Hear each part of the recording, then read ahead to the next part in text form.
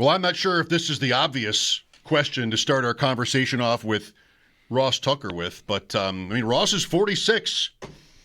Phillip Rivers making a comeback. Seems pretty crazy. On the line is Audacy NFL insider Ross Tucker. Insider calls are brought to you by Nationwide. For your insurance and financial needs, Nationwide is on your side. Ross, I wonder if you're you and you hear this about Rivers, does it I'm not expecting you to say that it crosses your mind whether to make a comeback, but just like you might think about how impossible it would seem, or possible it would seem to do it. Rivers has been gone 5 years.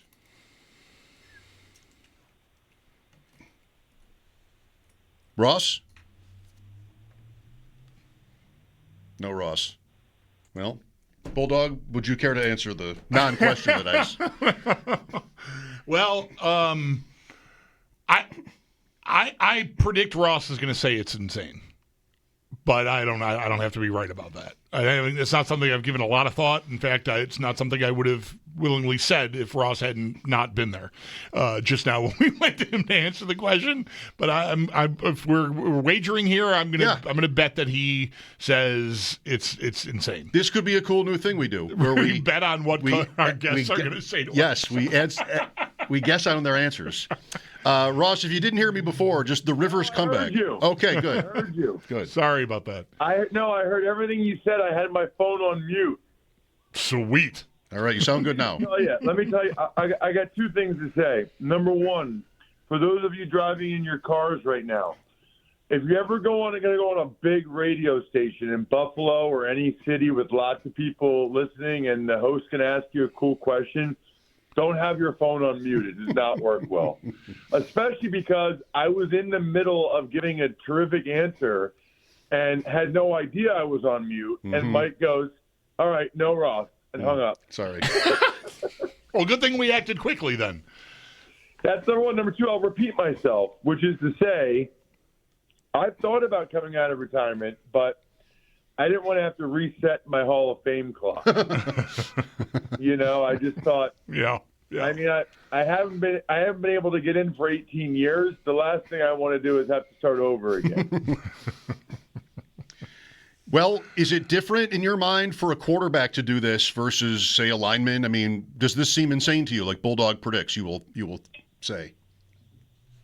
No, the fact that Brady played at 45 doesn't make me think that and Rodgers is playing at 42 doesn't make me think it's insane for a quarterback to try it at 44. Damn it, I lost.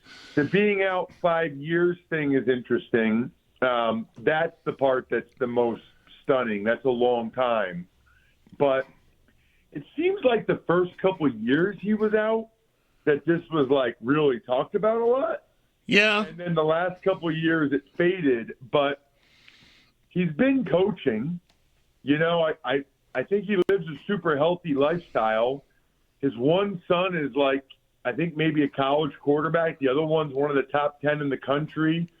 So I feel pretty confident that he's been working out and training with them and throwing with them and helping them. So, if someone called me 5 years after I retired, I would have laughed in their face, but I was not still in the world of training to be a professional offensive lineman. I had lost 75 pounds and would have had no chance whatsoever.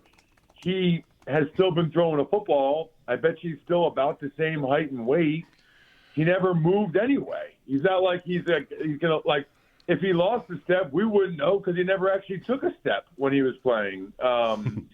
So I still think this will sound weird, but on some level, coaching the last 5 years probably even opened some more things to his mind.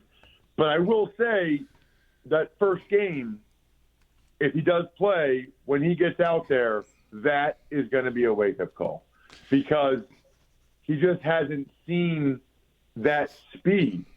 He just hasn't seen what that looks like in a long, long time. It's interesting to me that you got to the 5 years away is maybe a bigger hurdle or is a bigger hurdle than being 44. I guess it's one thing if you're still in the, all the habits. I did read one account today that said he's thought to be 20 to 30 pounds heavier than he was when he last played. So, but again, I don't know how much of it. That's an interesting note. Yeah. Old Phil let himself go, huh? I don't know, let himself go, or he still looks like a really fit human being, just not an NFL quarterback anymore. Like, maybe sometimes guys get really into like lifting weights afterwards. Maybe when he was a quarterback, he didn't want to weigh more than like 225 because he wanted to be able to move. And then he retired and he started lifting heavier to be like 245 and be all yoked. Yeah.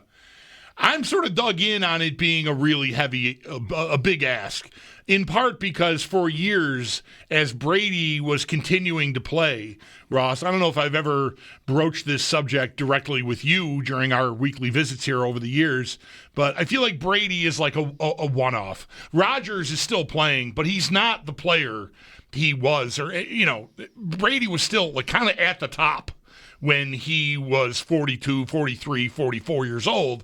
Rodgers has been, a middle of the pack or worse, really, since he left Green Bay. So I've always felt like Brady was like a lie that is being told us, like to expect these great quarterbacks to play into their 40s and be really great. I think Brady's just a freak. Brady's a freak on multiple levels. First of all, he's a total psycho in terms of like how he lives his life from a health standpoint. And I mean that as a compliment, but in terms of like how he works out, what he eats, I mean, he still is. I've seen him a couple times in the last, I guess I've seen him 3 or 4 times over the last 18 months. But twice I've seen him working out, like he still gets up and he's there at 7 a.m. and going crazy in the gym. So he's still like that. But then also like the mentality, I think, was a little bit different, whereas it doesn't feel like Rodgers is really all in. It feels like Rodgers is still playing because he wants to still play and it's still fun and he has his reasons, but it doesn't feel like he's married to the game, And Rivers is a different situation because of his kids or whatever. But Brady was, until he wasn't, he was very, very much married to the game. With Ross Tucker, the Bills rally past Cincinnati on Sunday to get to 9-4. Now it's Foxborough in a rematch with the first-place Patriots. If you have thoughts on Sunday's win, we'd love to hear them. And then we can look ahead to a big one Sunday.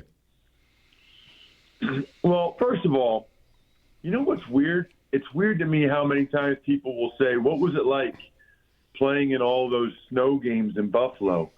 I don't remember one when I was there. I really don't. I don't remember like a lot of snow. I remember freezing rain against the Arizona Cardinals in 2004. I remember one game where Ryan Lindell hit a field goal that got so caught up in a gust of wind that it came back and bounced at my feet like a boomerang. I don't remember like a big snow game. I mean, there might have been flurries, but I don't remember that. So I'm jealous, when I watch it or see it because it looks awesome. I mean, there's nothing better than that, and I'm glad that the new stadium will still have snow, at least for the participants on the field, if not in the crowd. So that's number one. Number two, I guess I just kind of feel like the Bills are on a roller coaster. I mean, I feel like every week we alternate oh, man, did you see the way they ran all over them, or the Steelers, or wow, Josh Allen, and then the next week it's like, yeah, that was disappointing. That was a bad loss. I don't know. Maybe they just won the last 2 in a row and I'm forgetting, but it feels like it's been a roller coaster this year that I don't know if that bodes well or not for the postseason. Well, they think not. They won 4, lost 2, won 2, lost 1, won 1, lost 1, won 2. That's their season. No, you're right. I mean, So I don't think that's a great sign. We know that there's a gear that they can find that might be as good as anybody's or better. But yeah, a couple of these losses are games, Ross, where we're like, everything is wrong. Houston was that kind of a game. So, I mean, they're in position at least. Not first place, but in a playoff spot. Yeah, and that's the biggest thing, because you look at some of these other teams and you wonder, like the Chiefs pretty much are done, which is just a wild thing to say. And I do think we talked about this last week, but think about this. The two teams with the best record in pro football, the Broncos and the Patriots, they're both 11-2. They are both underdogs at home this weekend to teams without double-digit wins. Right. I mean, isn't that something? Green Bay at Denver is the other one. Yeah. I mean, that says something about something. I don't know what it is, but that says something about something.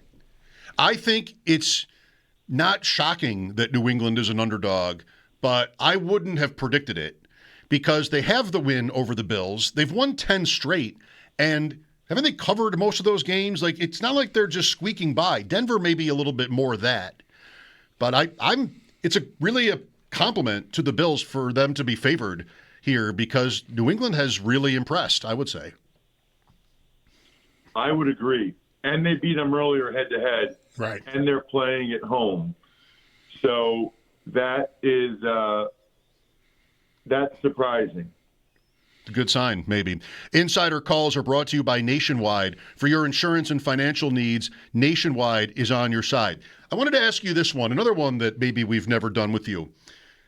Research going back years now, this concept of teams having to, quote, establish the run and then benefiting in play action. We used to talk to Micah Hyde every week.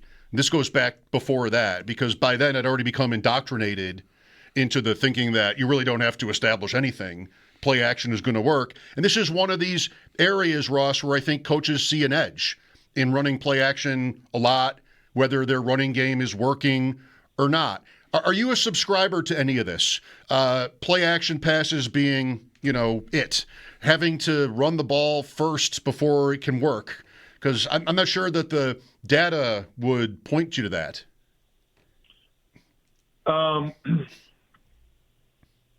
Play action from under center is incredible, and the more you do it, the better off you are. I think that's pretty much just factual, number one. And then number two, I think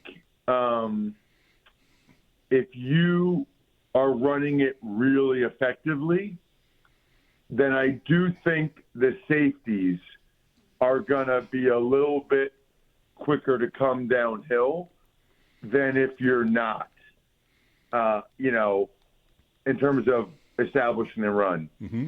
I think most of the front seven guys, they have to kind of come downhill right now anyway. They have to honor their gaps in the run game regardless. I guess it's probably true that if you are really running it effectively, that maybe those guys would be trying to trigger and get downhill even faster, and certainly safeties. So I think if you run it more effectively, it probably opens up the play-action pass even more. That's not the same as saying you need to be running it effectively to run a play-action pass. Mm-hmm. Right. I'm glad Mike thought to bring this up because Dan Orlovsky from ESPN does a weekly hit with the show that's ahead of ours with Chris Brown, the play-by-play guy for the Bills, and Steve Tasker. And Orlovsky, they were talking about play-action passing because the Bills did a decent amount of it on Sunday. And Orlovsky is always, I see him on social media and on these weekly hits talking about the value of under center play action passing for Josh Allen and the Bills. And he started talking about the linemen and how much or not they sell it, right? Because if there's, and this would be right up your alley, I think, right? If you're just immediately into like a pass blocking stance at the snap, that is going to decrease your effectiveness. But if you can sell it just for a fraction of a second, your head is more down rather than popping right up and stepping back. If you can just sell them that it's a run along with the fake, that goes a long way. I would say there's a tremendous amount of value on play action of everyone really selling it. Right. So the back really runs hard and really makes it look like he's taking the ball. The quarterback really gets as close as he can to the back, sticks the ball in there, and really makes it look like he's basically everything that Peyton Manning and the Colts used to do, like that's what you want to do. And yes, the offensive line is a major part of that because that's really who they're trying to key usually to see whether or not it's run pass. Because they'll look at an uncovered lineman or they'll look at certain guys and that will be their run pass key sometimes. And a lot of times it is linemen. And if the linemen, I remember distinctly, we played the Dolphins 2004, and we were both 0-4. And it was in Buffalo, and we had this goal line play action. And I came off so hard and low for like a yard and then stopped. And Zach Thomas and Moreland Greenwood both took a couple steps towards me. And I think it was Mark Campbell was wide open for a touchdown right behind him. And I said to Zach, I knew I was going to get you on that one. And he said, that's not me. That was Greenwood. But the point is the same. Yeah. The next day, Malarkey came up to me and was like, you're the reason we got that touchdown. I was like, well, thank you. I'm glad you noticed. But, the point was I really, really sold it. Really sold it. And it made a big difference because if you just kind of, are going through the motions, they can see that. And if you're not really selling the run because you don't want to put yourself in a compromised pass position, they can see that. But if you really, really are coming off, if you really, really make it look like run, man, you can really – because they have to come downhill. Otherwise, they're going to be late. They're going to be late for the run. Yeah. I'm so glad I heard this today. Ross, I've been in here for 30 years talking to countless, all these hours. It's not a point I'd ever thought about one time. The lineman's impact on play-action passing. Yeah, and by the way, the reason, and Dan's probably said this, but the reason why under center play action is so good is because it takes longer for the fake. So when you do play action out of the gun, there's not really that many gun runs. Most of the time it's just inside zone away from the offset back. But then also it's kind of right away. Even like some of these RPOs, it's like, okay, shotgun snap, half-hearted, put it in the belly, and then throw the ball. I just don't think they buy that much. When you're under center, how long does it take before they know you didn't hand it off to that guy? Right. It takes like a full second. Second and a half maybe on some plays. That's why all the outside zone stretch stuff, play action is so good, is because it takes a lot of time, and you get the defense going horizontally. So it's a win-win. You have them running horizontally rather than getting up the field, and it takes a while until they figure out that you didn't give it to them. That's exactly the play in my mind's eye. I see Peyton Manning and the Colts running, whether it's a handoff or not. That's good at it. That's the play. Ross, do you have Army-Navy? Unfortunately, no. Second year in a row. Bummer. I do not. I have, as I'm kind of moving up, I guess, in the broadcasting world, I have the Jets at the Jaguars for CBS on Sunday, which means during the Army-Navy game, I will be at the Jets hotel, talking with their players and coaches and whatever. And so second year in a row where that is the case.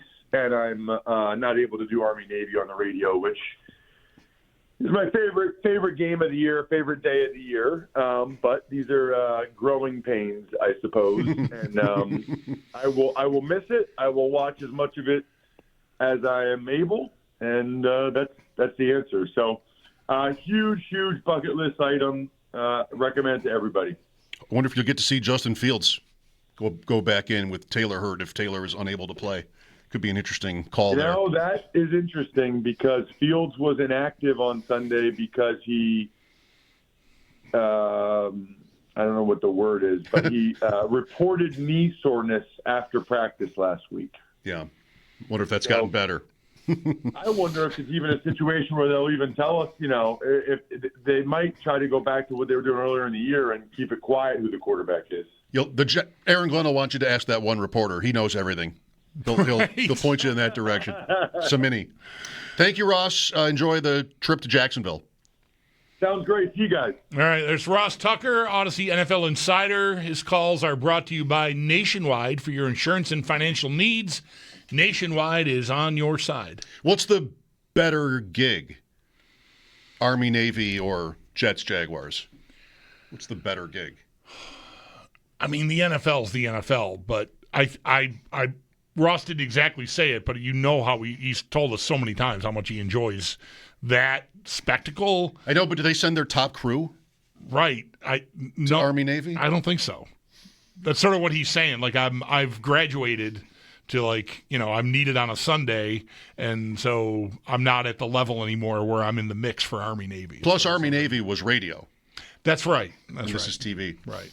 All right, I'll go with Jets, Jaguars. Yeah. The Jaguars are in first. Anybody have a thought on them? Right now, that's our opponent. Mm-hmm. 803-0550 for your calls. We're wide open until Paul joins us at 6. Paul Hamilton to talk some Sabres who are in Edmonton tonight. Mike Schopp and the Bulldog here. This is WGR.